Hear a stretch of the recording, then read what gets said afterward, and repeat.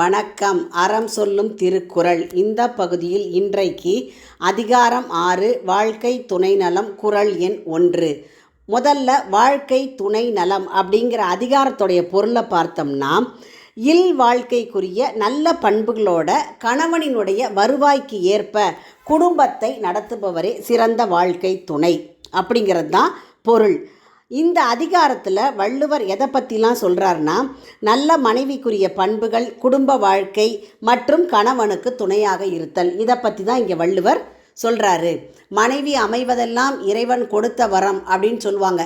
அப்போது கணவனினுடைய வருவாய்க்கு ஏற்றவாறு செலவு செய்து குடும்பத்தை நல்ல முறையிலே நடத்தக்கூடிய ஒரு மனையாளினுடைய சிறப்பை பற்றி கூறக்கூடியது தான் இந்த அதிகாரம்.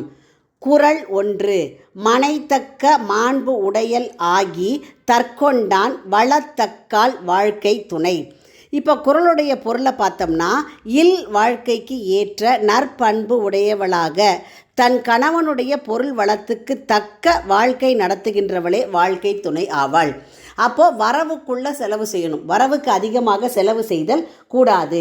இந்த குறளுக்கு பார்த்தா நம்ம ராமாயணத்தில் சீதையினுடைய கதையை ஒரு எடுத்துக்காட்டாக சொல்லலாம். சீதை தன் கணவனுக்கு உரிய பொறுப்பை உணர்ந்து காட்டிலையும் நல்ல அறத்தோட வாழ்ந்தாள், அவனது துன்பத்திலையும் பங்கு கொண்டாள். அப்போ ஒரு சிறந்த வாழ்க்கை துணையாக இருந்தார் சீதை அப்படிங்கிறது இந்த குறளுக்கு ஒரு எடுத்துக்காட்டு. அப்போ சீதை கிட்ட இருந்த பண்புன்னு பார்த்தா, அரண்மனையில் வாழ்ந்திருந்தா கூட கானகத்தில் போய் கணவனோட வாழ்கின்ற பொழுது எளிய பண்புகளுடன் ரொம்ப எளிமையாக வாழ்ந்தாங்க. அப்போ கணவனுக்கு ஏற்ற ஒரு மனைவியாக இருந்தாங்க அப்படிங்கிறது தான் கம்ப ராமாயணத்தில் சொல்லக்கூடிய கருத்து. ராமனும் அதே மாதிரி அரசராக இருந்தாலும் காட்டில் இருந்தபோது கிடைச்ச பொருள்களை கொண்டு நிறைவான மன அமைதியுடன் கூடிய வாழ்க்கையை வாழ்ந்தாங்க 2 பேரும். ஆடம்பரங்கள் இல்லை 2 பேருடைய வாழ்க்கையிலையும். அன்பாலும் பண்பாலும் அந்த வாழ்க்கையை வளமாக்கினாள் சீதை.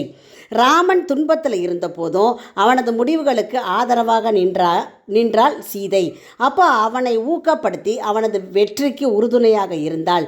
அப்போ இதுதான் மனைத்தக்க மாண்புடையாள் என்ற குறளின் உண்மையான பொருளாகும். அப்போ வரவுக்கு ஏற்ப செலவு செய்பவளே நல்ல மனைவி. இல்லறத்துக்கு தேவையான நற்குணங்களையும் பெருமையையும் உடையவளாகி தற்கொண்டான் வளத்தக்கால் தன்னை மணந்து கொண்ட கணவனின் வருவாய்க்கு தக்கவாறு குடும்பத்தை நடத்துபவள் வாழ்க்கை துணை, அவனுக்கு சிறந்த வாழ்க்கை துணையாக விளங்குவாள்.